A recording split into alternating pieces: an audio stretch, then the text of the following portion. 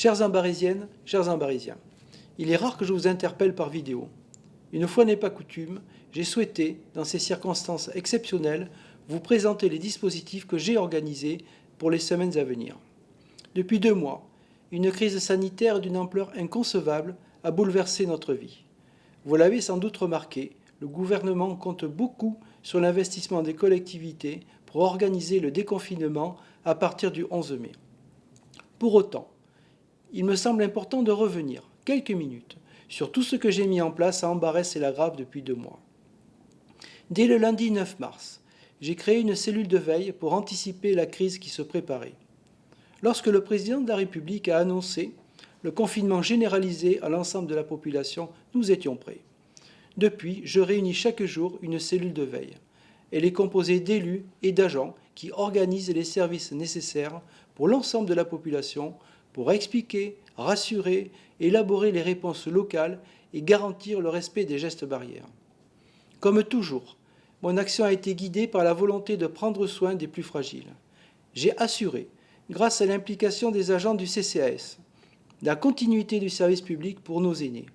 Livraison des repas et des courses, soins à domicile, appels téléphoniques chaque semaine, j'ai veillé à ce que chacun ne manque de rien et se sente accompagné. Comme vous le savez aussi, j'ai accueilli dans nos écoles, chaque jour de la semaine, les enfants des personnels de santé et de ceux requis pour la bonne marche de la nation. Sur le terrain, la police municipale a assuré une veille quotidienne.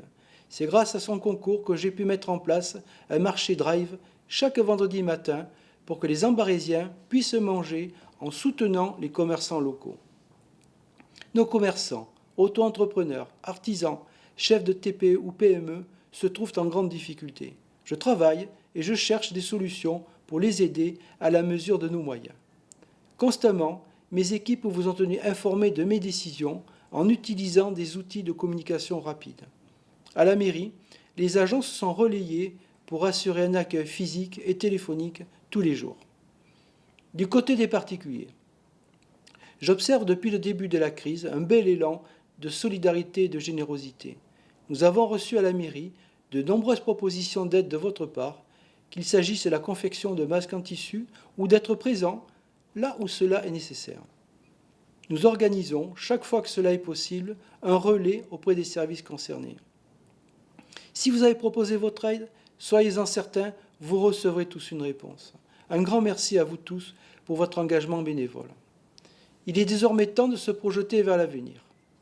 Il y a bientôt 1 mois, le président de la République a annoncé la levée du confinement pour le lundi 11 mai. Ses objectifs sont clairs, permettre un retour progressif à l'école et relancer l'économie. Les collectivités territoriales doivent, depuis cette date, faire face et organiser, sans moyens particuliers ni dotation spéciale, le bon déroulement de cette opération complexe et inédite. Dévoués au service public, les agents de la commune se sont mobilisés pour prévoir la reprise des activités et repenser votre accueil en ces circonstances particulières. Je remercie d'ailleurs chacun d'entre eux pour leur implication. Nous y sommes. Dès lundi 11 mai, la mairie ouvrira ses portes à ses horaires habituels. Les agents du service d'information aux usagers répondront à toutes vos questions. Quel que soit votre besoin, privilégiez un premier contact téléphonique. En ce qui concerne l'état civil, les démarches se feront, dans un premier temps, uniquement sur rendez-vous. Quel que soit le lieu que vous fréquentiez, le port du masque est fortement conseillé. Depuis plusieurs jours, je distribue, avec l'ensemble des élus du conseil municipal et des bénévoles, des masques à l'ensemble des habitants de la ville. J'ai aussi doté le laboratoire d'analyse médicale d'un dispositif de test pour en faciliter l'accès aux habitants. Du côté des écoles, nous avons étudié toutes les possibilités pour préparer le retour des élèves. Nous avons travaillé avec tous les acteurs de la communauté éducative.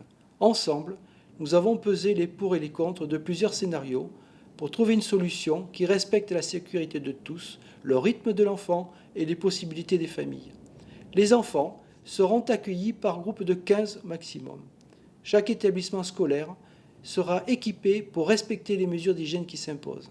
En ce qui concerne les tout-petits, le multi-accueil et le service d'accueil familial réouvriront aussi leurs portes la semaine prochaine. Tout est fait pour répondre au maximum aux besoins des familles en fonction de leurs contraintes, professionnelles notamment. Les agents des 2 structures sont en lien direct avec les familles concernées. Le cours de la vie ne reprendra pas du jour au lendemain. Il faudra tous être patients. Toutes vos demandes seront traitées par les agents de la commune, mais il leur faudra du temps.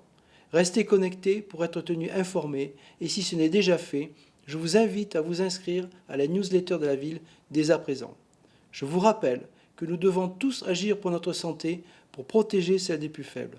Je compte sur vous pour mettre en œuvre les gestes barrières dans votre quotidien. J'en appelle à notre responsabilité collective.